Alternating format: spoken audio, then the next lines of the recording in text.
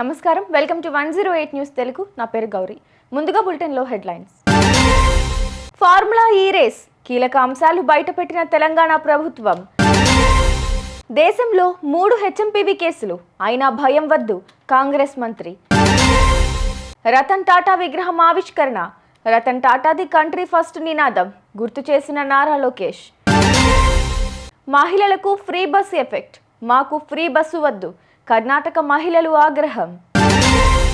Formula ఈ race కేసులో కాంగ్రెస్ ప్రభుత్వం సంచలన అంశాన్ని బయటపెట్టింది. బీఆర్ఎస్ గ్రీన్కో నుంచి భారీగా ఎన్నికల బాండ్లు అందినట్లు తెలిపింది.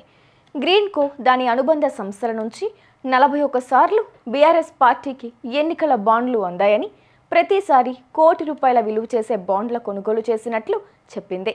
మొత్తం మీద 41 కోట్లను బాండ్ల రూపంలో బీఆర్ఎస్కు చెల్లింపులు జరిగాయని ప్రభుత్వం తెలిపిందే. గ్రీన్కో సంస్థ ఎన్నికల బాండ్ల రూపంలో బీఆర్ఎస్కు 41 కోట్ల రూపాయలు చెల్లించిందని ప్రభుత్వం వెల్లడించడంపై కేటీఆర్ స్పందించారు. 2023లో ఫార్ములా ఈ కార్ రేసింగ్ జరిగింది. గ్రీన్కో ఎన్నికల బాండ్లు 2022లో ఇచ్చింది. కాంగ్రెస్, బీజేపీ బాండ్లను కూడా ఆ కంపెనీ కొనుగోలు చేసింది.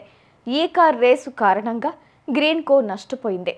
పార్లమెంట్ ఆమోదించిన ఎన్నికల బాండ్లు అవినీతి ఎలా అవుతుంది అని ప్రశ్నించారు. మీడియా చెప్తున్నట్లు ఇదేమీ హెచ్ఎంపీవీ ఫస్ట్ కేసు కాదని కర్ణాటక హెల్త్ మినిస్టర్ దినేష్ గుండూరావ్ అన్నారు. ఆ వైరస్ ఎప్పటి నుంచో ఉనికిలో ఉందన్నారు. బెంగళూరులో వైరస్ సోకిన ఇద్దరికి ఇంటర్నేషనల్ ట్రావెల్ హిస్టరీ లేదని గుర్తు చేశారు. అందుకే ఫస్ట్ కేసు అంటూ తప్పుదోవ పట్టించొద్దని కోరారు. దీనికి దగ్గు, జలుబు వంటి సాధారణ లక్షణాలే ఉంటాయన్నారు. చైనాలో వ్యాపిస్తున్నది హెచ్ఎంపీవీ కొత్త వేరియంట్ అని తెలిసిందన్నారు. దేశ చరిత్రలోనే రతన్ టాటా పేరు ఓ బ్రాండ్ అని మంత్రి లోకేష్ అన్నారు. విలువలతో వ్యాపారం చేయాలని పదే పదే సమాజానికి చెప్పిన గొప్ప వ్యక్తి అని ఉండి నియోజకవర్గంలోని పెద అమీరంలో ఆయన విగ్రహం ఆవిష్కరించి మాట్లాడారు. కంట్రీ ఫస్ట్ అనే నినాదంతో టాటా ముందుకెళ్లారని, నష్టాల్లో ఉన్న కంపెనీలను లాభాల బాట పట్టించారని కొనియాడారు. టాటాను సాల్ట్ నుంచి సాఫ్ట్వేర్ స్థాయికి తీసుకెళ్లారని లోకేష్ గుర్తు చేశారు.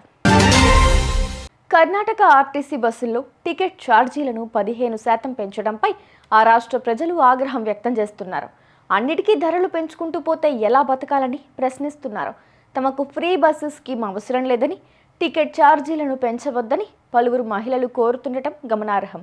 పురుషులు తమ కుటుంబాల్లోని సభ్యులేనని, ఛార్జీలు పెంచితే భారం పడేది తమ కుటుంబాల పైననని మండిపడుతున్నారు. చూసారుగా, ఇవి ఇవాల్టి బులెటిన్ అప్డేట్స్. మరో బులెటిన్తో మళ్ళీ మీ ముందుకు వస్తాను. అంతవరకు కీప్ వాచింగ్ 108 న్యూస్ తెలుగు.